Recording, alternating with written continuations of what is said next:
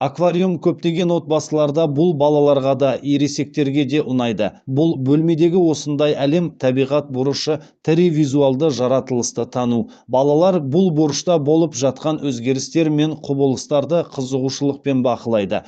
Олар балықтардың түрлері, олардың қоректенуі және әртүрлі жағдайларға байланысты олардың әрекет етуінде қандай ерекшеліктерінің боларын біледі. Балалардағы құнды қасиет байқағыштық дамиды.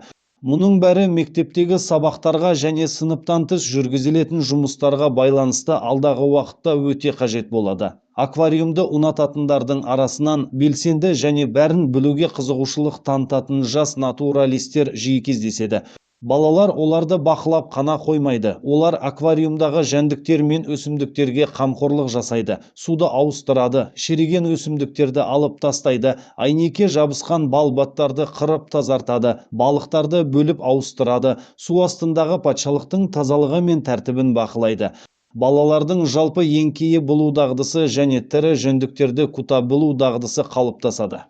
Аквариумды күту оған байланысты әртүрлі жұмыстарды орындау. Ондағы жәндіктер мен өсімдіктерге қамқорлық жасау арқылы балалар табиғатта сүюге үйренеді, жан-жануарларға қайырымды болу қағидаттарын қалыптастырады. Баланың эстетикалық сезімі дамиды.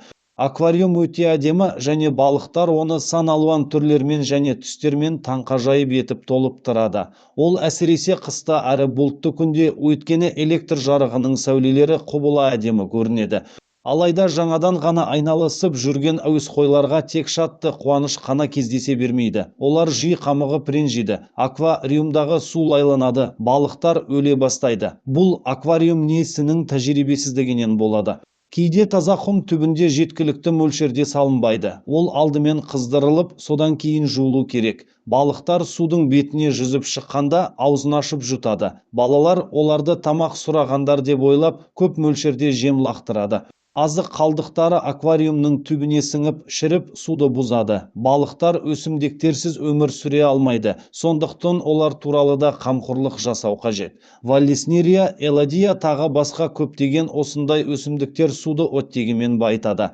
Ата-анасы жас аквариум сүйерлердің қажетті тәжірибені игеруіне, кітаптардан, өзендерде, теңіздерде және мұхиттарда болатын жәндіктер мен өсімдіктер жайында көп мағлұмат білуге көмектеседі.